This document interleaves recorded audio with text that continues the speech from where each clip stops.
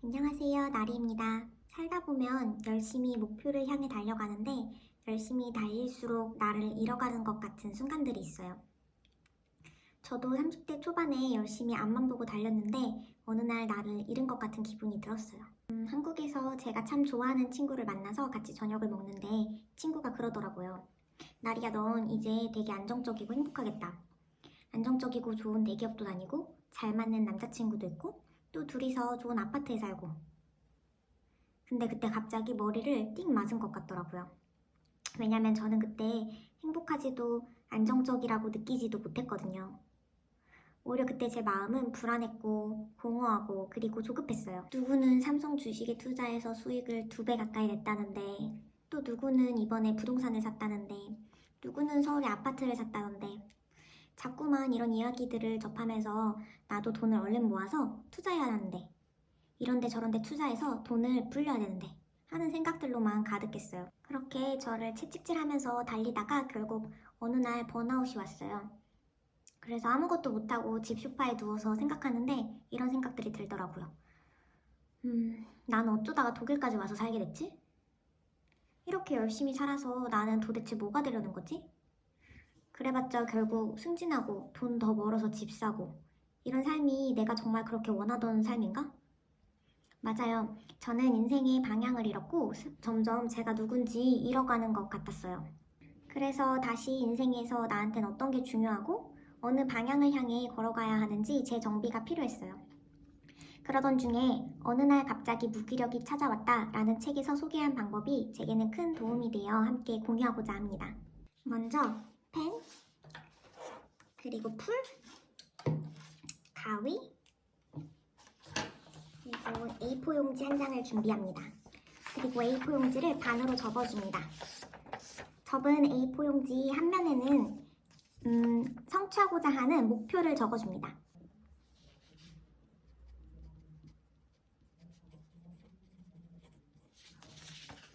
열 가지 목표를 적어줄 거예요. 목표라고 하면 골이랑 같은 뜻인데, 예를 들어서 올해 얼마 저축하기, 뭐 승진하기, 수영 배우기, 스페인어 배우기, 뭐 그런 목표들 있잖아요. 신년 계획처럼 세우는 그런 거 10가지를 적어주세요. 그리고 반대쪽 면에는 가치 10가지를 적어줍니다.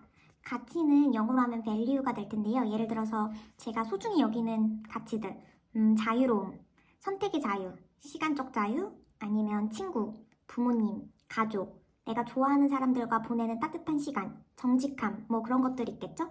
그래서 여기에도 마찬가지로 10가지를 적어줍니다.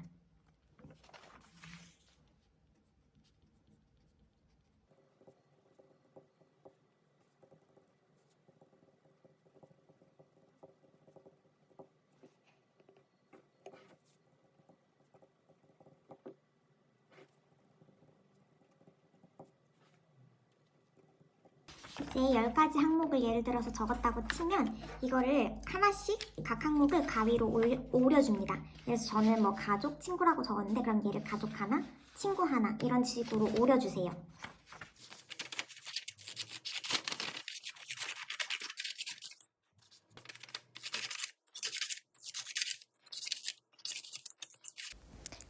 이렇게 오린 항목들은 가치는 가치대로, 목표는 목표대로 한쪽에 몰아주고 이제 이 몰아준 더미들을 나한테 중요한 순서대로 정렬해 줍니다.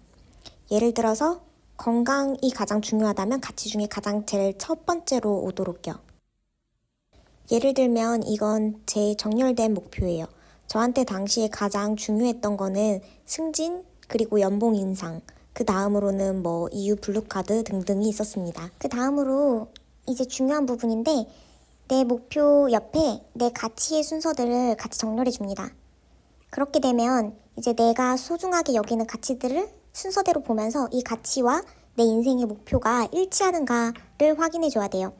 예를 들어서 저 같은 경우에는 시간, 공간, 선택의 자유가 가장 중요한 사람이었는데 이 항목이 사실 제 목표 상위권에 거의 없고, 두 번째로 저는 가족이 중요한 사람인데도 그것과 관련된 항목들이 전혀 없죠.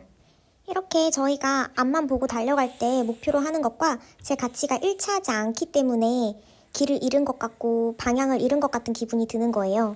그렇기 때문에 이제는 기존의 목표를 뒤로 하고 내 가치의 순서대로 그것과 부합한 목표를 다시 세워줍니다.